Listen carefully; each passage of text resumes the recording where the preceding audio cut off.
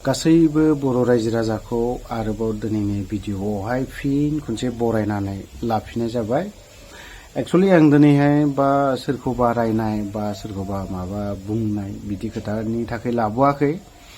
जों बर' रायजो राजा सोरबा दैदेनगिरिफोरनि थाखाय सोरबा दैदेनगिरि फावा खुंथायाव थायैनि थाखाय बा गुबुन गुबुन गासै बर' रायजो राजा बिथांमोननि थाखाय मोनसे गिख्रंथाव जानानै फैनो हमदों।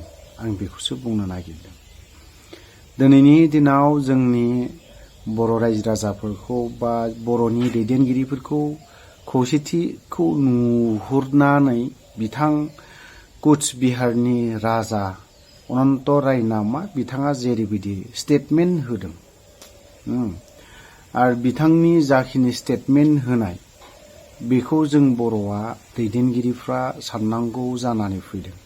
मानो होननानै बुङोब्ला दिनै जोंनि मोननै डिस्ट्रिक्ट चिरां आरो क'क्राझार बेखौबो कचराज कमतापुर बेफोरबायदि दानायनि बा कमतापुर लेन्डआवहाय लानायनि मोनसे खोथा सोलिगासिनो दङ होननानै बुंदों बिथाङा अमित शाहजों। थारैनो जुदि जोंनि मोननै डिस्ट्रिक्टआ जुदि थांमारोब्ला जोंनि दैदेनगिरिफ्रा मा खालामगोन? लोगोसे जोंनि बर' रायजो राजाफ्रा मा खालामगोन? आरोबाव बै दैदेनगिरिफ्रा जोंनि बर' बे मोननै डिस्ट्रिक्टनि बर' रायजो राजाखौ माबोरै होबथानो हागोन?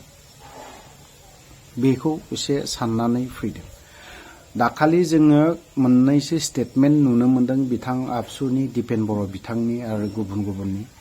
बेफोरबायदि स्टेटमेन्ट होयोब्लाबो मोजां। आं मोजां मोनदों बिथांमोननि जाखिनि स्टेटमेन्ट होदों गोख्रोङै बिथाङा सोंखारिदों। मोजां मोनदों, आं सापर्ट खालामदों। बिदियावहाय जों बयबो नों उमुक बिदि होनलाया लाफानो जों नैबे दा जितु कमतापुरावहाय जोंनि चिरां डिस्ट्रिक्ट आरो क'क्राझार डिस्ट्रिक्ट बे क'क्राझार डिस्ट्रिक्टखौबो दिनै कमतापुर लेन्डआवहाय सोनो नागिरबाय थादों। आरो बेजों लोगोसे नैबे जोंनि बङाइगावनि आग्रासु बिथांमोनाबो बरायदों जिहेतु अनन्त राय बाथ्रा बुंनाय अमित शाहजों जेरैबायदि खोथा बुंनाय। आं दाखालि मोनायावबो मोनसे भिडिअ खालामदोंमोन।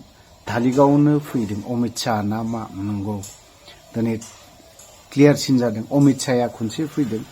बर'नि दैदेनगिरिफ्रा मोनथिदोंना मोनथियाखैमोनथाय बै समाव आबासोमोन इलेक्सन समावहाय फैदों बिथाङा धालिगावआवनो। बावहाय फैनायाव आसरितबो मोनदों आं। बावहाय स्ट्रेट फैदों। जोंनि बर'नि दैदेनगिरिफ्रा मोनथिदोंना मोनथियाखै साननानै। खिन्थु थारैनो जुदि जामार होयोब्ला जोंहा बिराद गिदिर खहा जागोन। बिथांमोना बै समनि आबै आबौ बिथांमोना राजा दङ होननानै बुंदोंमोन। राजा दङमोन, रानि दङमोन। सोर बबे ट्राइबा राजा रानि गैयि दङमोन?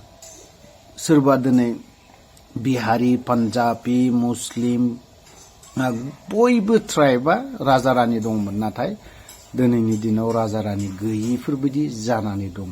जोंना जुदि राजा दङ थारैनो दङमोनबा बैसोरो जों लेखाफोरावसो फरायनो मोनो। खिन्थु जों बर' राजानि बा मोनसे चिह्न माबा मोनसे दङना गैया बेखौ साननो गोनां जानानै फैदों। आरो जों गावजों गाव सोंखारिलायबाय थायालाफानो नैबे मोनसे जिहेतु अनन्त राय राजा बिथाङा कुच बिहारनि राजानो ओंखायनो बिनि सायाव जों गासैबो माहारियारि आफादफोर जेसेबां दल संगठन दङ, हमना ला ट्राइबेल संघ दं, आबसु दं, बनसु दं, बिएसइउ दं, आरोबाव बेफोरबायदिनो गुबुन गुबुन दल संगठन। आबसुआ दाखालि बिनि सायाव स्टेटमेन्टखौ गोख्रों गोरा स्टेटमेन्टखौ होनायखौ नुनो मोनदों। आरो बिनि सायाव इउटिअनि प्रेसिडेन्ट बिथां मार्कुस बसुमतारियाबो मोजाङैनो स्टेटमेन्टखौ होनायखौ नुनो मोनदों। बिदिनो आरोबाव दावराव देख्रेब बिथाङाबो होनायखौ नुनो मोनदों। बेफोरबायदिनो बयबो जाखिनि जोंनि बर'नि गेजेराव दल संगठनफोर दङ बिनि सायाव जुदि गोख्रों गोरायै जुदि होयोब्ला मोजां जागोन होननानै आं सानो।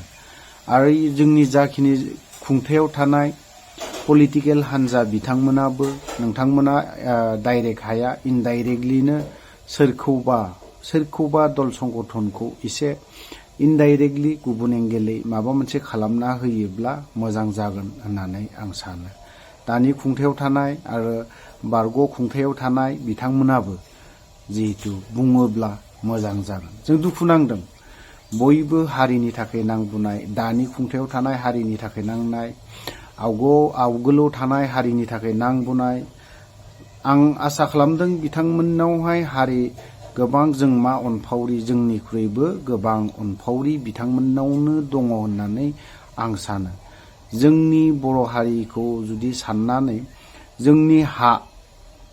जोंनि चिरां डिस्ट्रिक्ट आरो क'क्राझार डिस्ट्रिक्ट दिनै बिथांमोना बुंजेनदों, गाबोन समफोर बिथांमोना डाइरेक्ट अदालगुरि माबा माबि गासिखौबो जोंनि कुचबिहार राजायानो सालायदोंमोन सानसे समाव बेफोरबायदि खोथाखौ बुंनो हमगोन। ओंखायनो बेफोरबायदि बुङिनि सिगांनो आरो राजा लामाजों बर' रायजो राजाया ओंखारिनि सिगांनो जाहाथे जाखिनि जोंनि दैदेनगिरि बिथांमोन, इन्टेलेक्सुवेलानो होन, सोरबा पलिटिकेलानो होन, सोरबा माबा माबि गुबुन गुबुन आफाद थानाय बिथांमोना स्टेटमेन्टखौ होयोब्ला मोजां जागोन होननानै आं सानो। ओरैनो बेखारनो जों गावजों गाव मा होननानै बुङो स्टेटमेन्ट बा गोरा हाद्रि सारफावलायनाय, नों उमुकसो बैयो उमुकसो हेन टेन बायदिसिना बेबायदि बुंलायनायखौ दान्दिसे सम दोनथ'नानैब्लाबो जिहेतु नैबे साननो गोनां अनन्त राय बिथाङा जेरैबायदि खोथा बुंदों बिनि बेलायाव जों गोबां साननो गोनां जादों आरोखि। मोनसेल' स्टेटमेन्ट होदों, बावहाय जों 101 बार साननो गोनां जादों। थारैनो जुदि बिसोरनो अनन्त राय बिथाङा बुंनाया जुदि थारमारब्ला जों बर'खौ सोर बासायगोन होनबा नोंथाङा जों बर' रायजो राजाफ्रा टाइटेल सोलायनायनि अनगायै मा दंबावो? ट्राइबेलथ' नङा होनासो लानांसिगोन। होनब्ला भिडिअखौ मानोथो गोलाव खालामबाय थाबावनो, भिडिअखौ बेखिनिखौनो लाबोदोंमोन। जाबाबो जायाब्लाबो माबा मोनसे जुदि गोरोन्थि खोथा जुदि बुंबायबा आंखौ क्षमा होगोन होननानै आं सानो। थ' लोगोफोर, भिडिअखौ बारा गोलाव खालामब्ला बेखिनियावनो दोनथ'नो सानबाय। जय बर' हारिनि।